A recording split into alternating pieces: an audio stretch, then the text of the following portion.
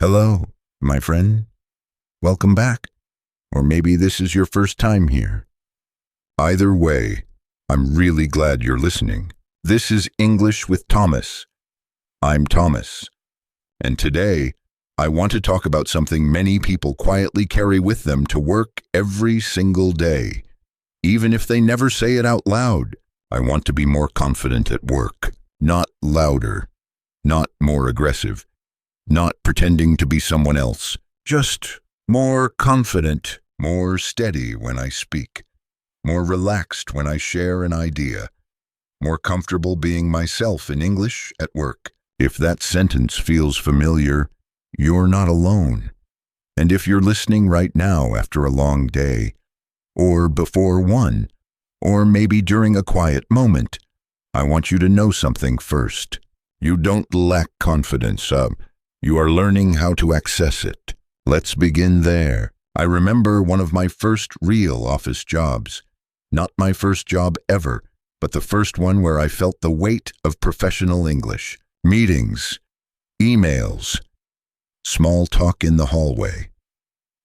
Phone calls where I had to sound calm and clear, even when my heart was racing. Every morning, I would sit at my desk, open my computer, and take a breath before checking my email. Not because the emails were dangerous, but because each message felt like a test. Is my English good enough? Did I understand the tone correctly? How should I reply? Maybe you've felt this too. You read a message 3 times. You understand the words, but you're not sure about the feeling behind them. Is this urgent? Is this friendly? Is this criticism? And then there's the meeting. You have an idea? A good one. You even prepared the sentence in your head. But when the moment comes, your voice feels smaller than your thoughts. Your heart beats faster.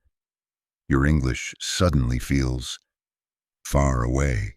You tell yourself, maybe later, or someone else will say it, or it's not that important, and the meeting ends. You walk back to your desk thinking, I should have spoken. If this sounds like you, I want you to listen very carefully to what I'm about to say. Confidence at work is not about speaking perfect English. It's about feeling safe enough to speak imperfect English. Let me say that again, slowly. Confidence at work is not about speaking perfect English. It's about feeling safe enough to speak imperfect English. Repeat after me, quietly or out loud. I don't need perfect English to be confident.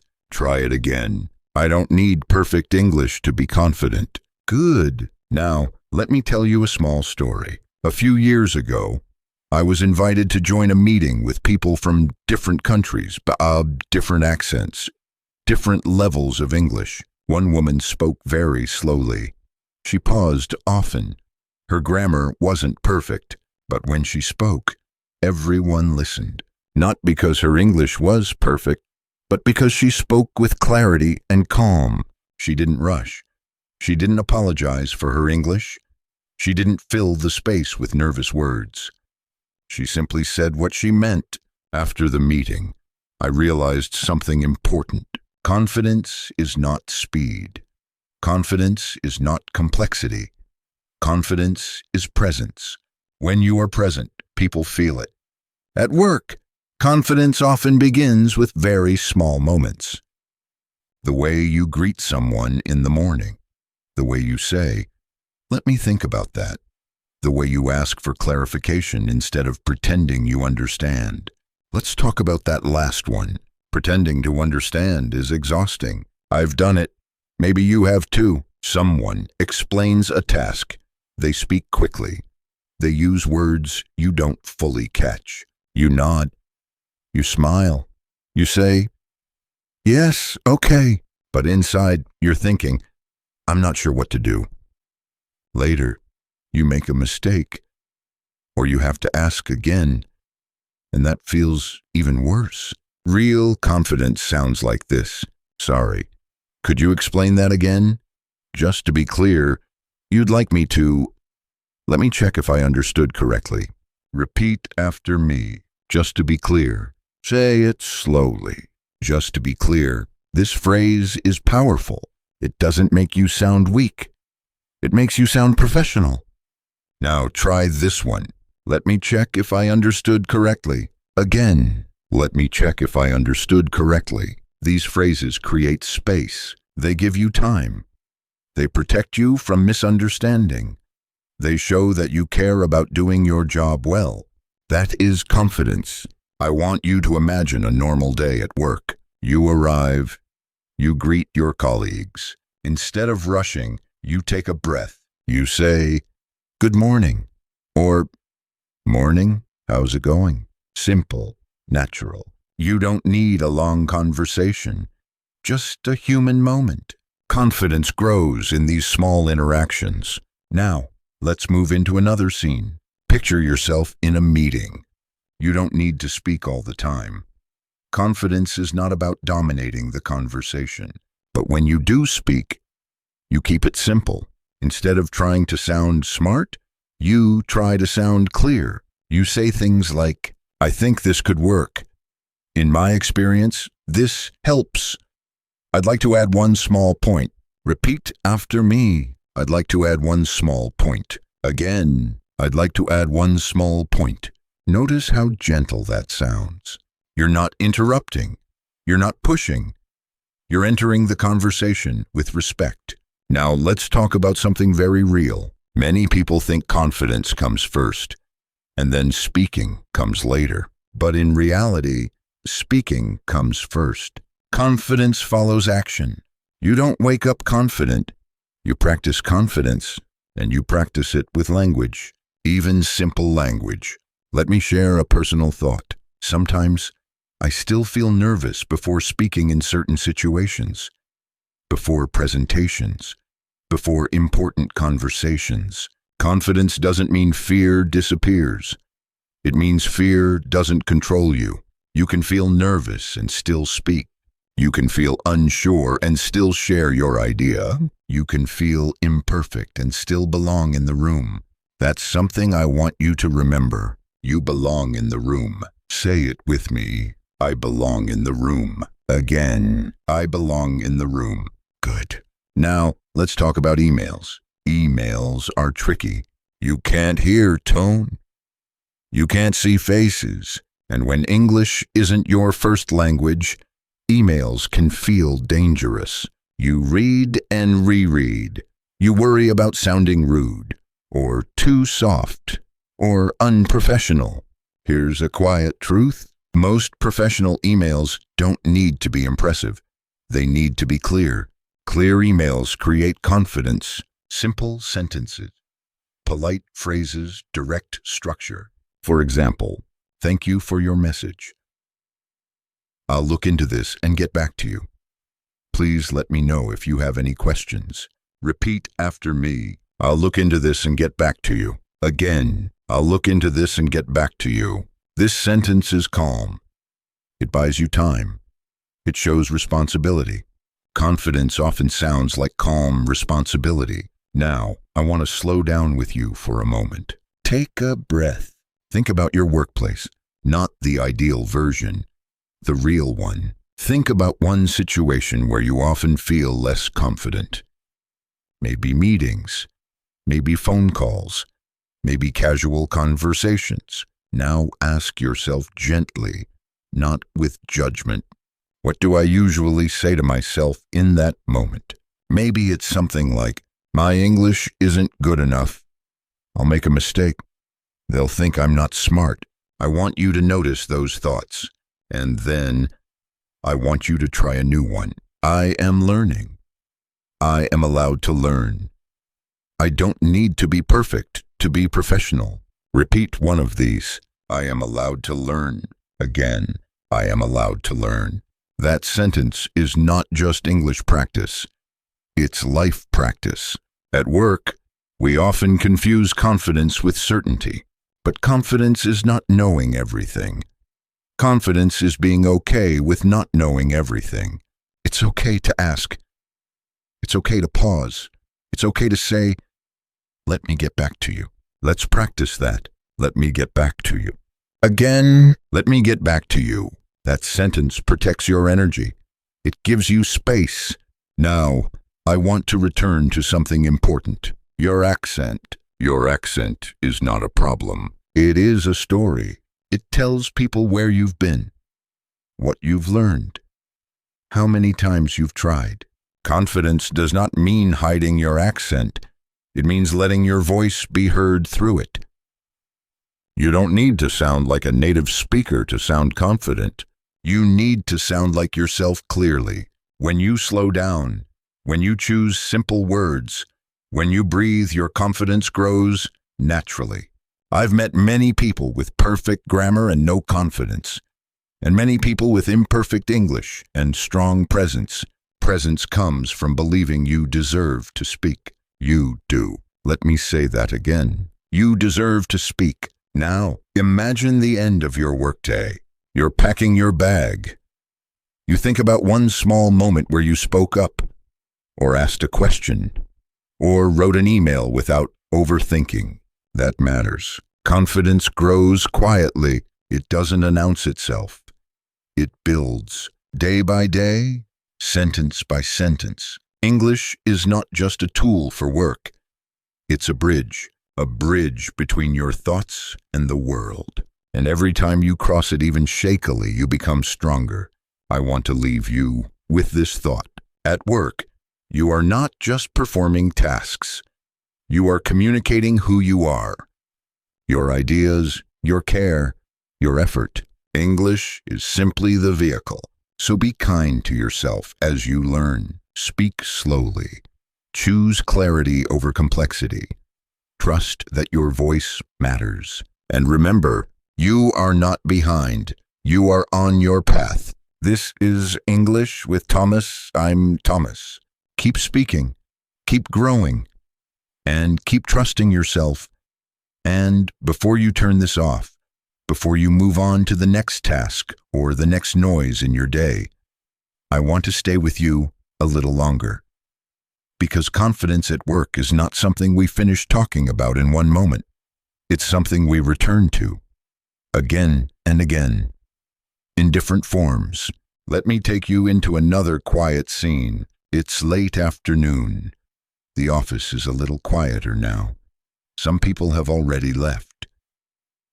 The light coming through the windows feels softer. You receive a message, a short one. Can we talk for a minute? Your body reacts before your mind does. Your shoulders tighten. Your stomach feels heavy. Is this bad news? Did I do something wrong? Will I be able to explain myself in English? This moment right here is where confidence is tested. Not in big presentation, not in perfect sentences, but in these small, uncertain spaces. I've been there. I remember sitting across from a manager, listening carefully, trying to catch every word, every tone, not just to understand the task, but to understand what they thought of me. And I realized something important that day. Confidence is not about controlling the outcome. It's about staying grounded while the outcome is unclear. You cannot control how others think or feel, but you can control how present you are. So in moments like this, I remind myself to do 3 simple things. I listen fully, I breathe slowly, and I speak honestly, even if simply. Sometimes that honesty sounds like, I'd like to understand this better. Thank you for telling me. I see. Let me think about that. Repeat one of those with me. I'd like to understand this better. Again. I'd like to understand this better. Notice how calm that is. Notice how open it feels. You're not defending. You're not hiding. You're engaging. That is confidence. Now, let's talk about mistakes, because this is where many people lose confidence, not at work, but inside themselves. You make a mistake. You say something incorrectly. Now, you misunderstand an instruction, and immediately, a voice appears in your mind. You should be better than this. You've been learning English for so long. Everyone noticed. I want to gently challenge that voice. Mistakes are not evidence of failure. They are evidence of participation. People who don't participate don't make mistakes. They stay silent. They stay invisible. But you are not here to be invisible. You are here to grow. So the next time you make a mistake at work, try this internal response. Okay, I'm learning.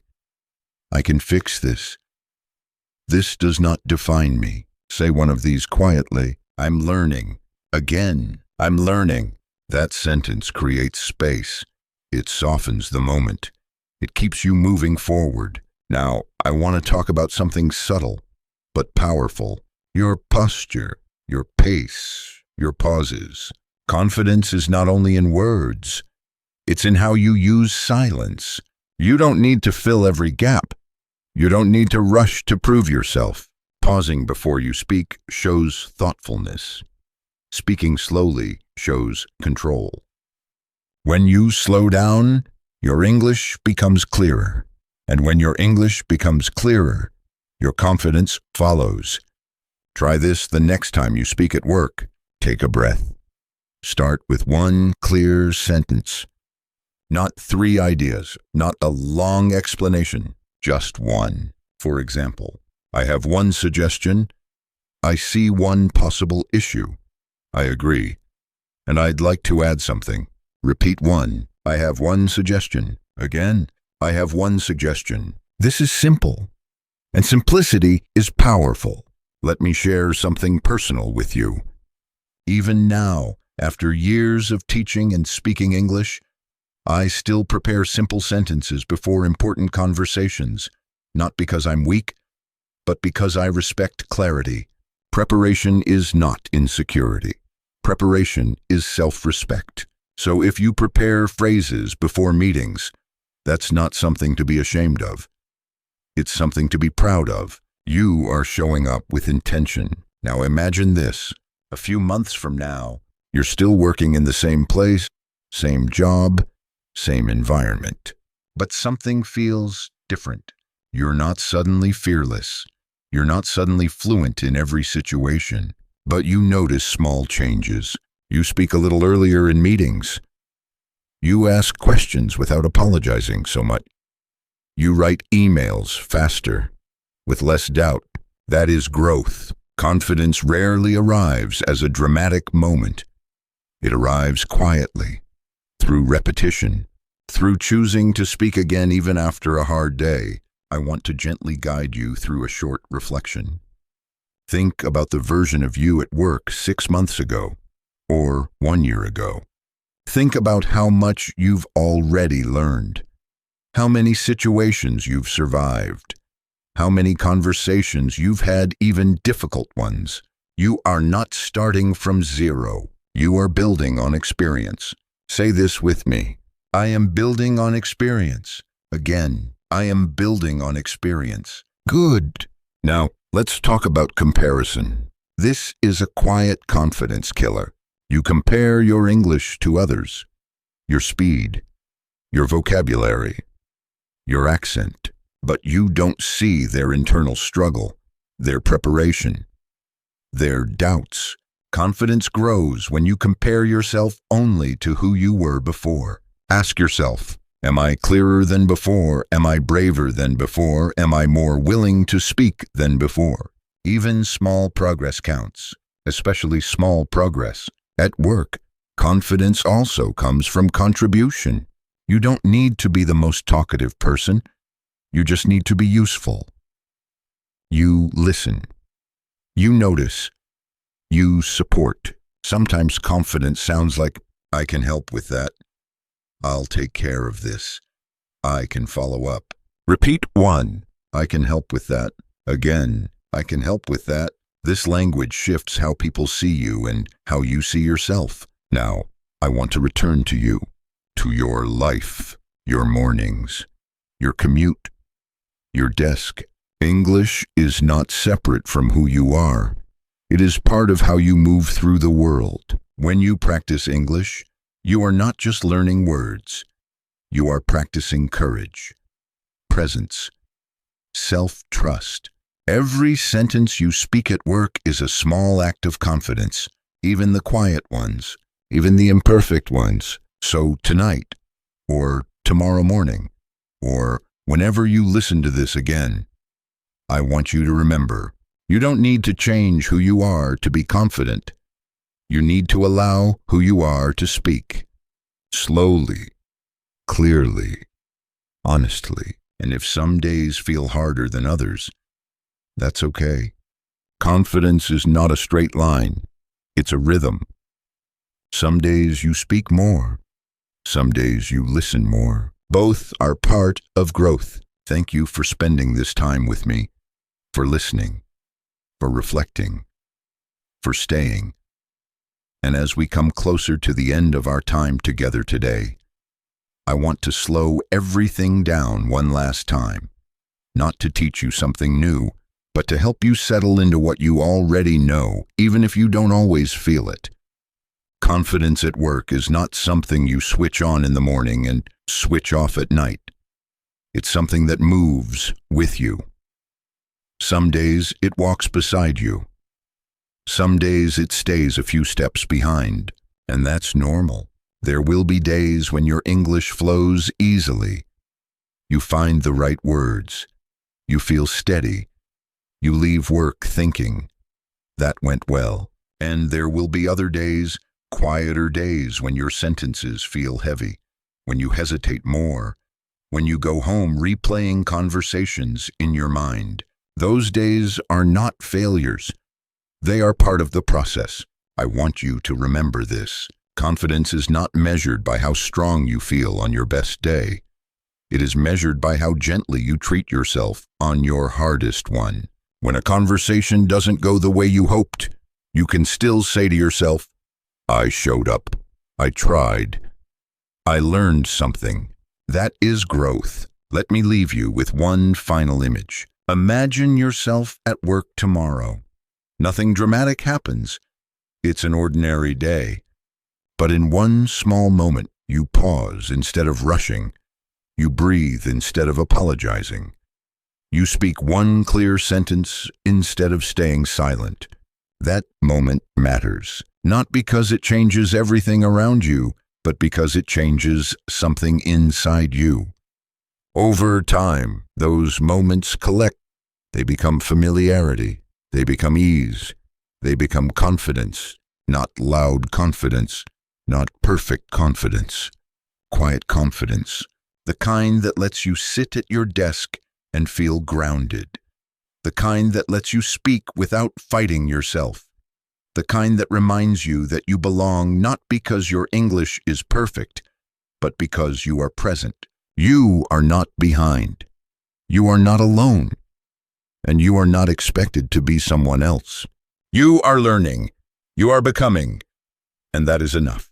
Thank you for trusting me with your time and your attention today. Thank you for listening with an open mind and an open heart. This is English with Thomas. I'm Thomas.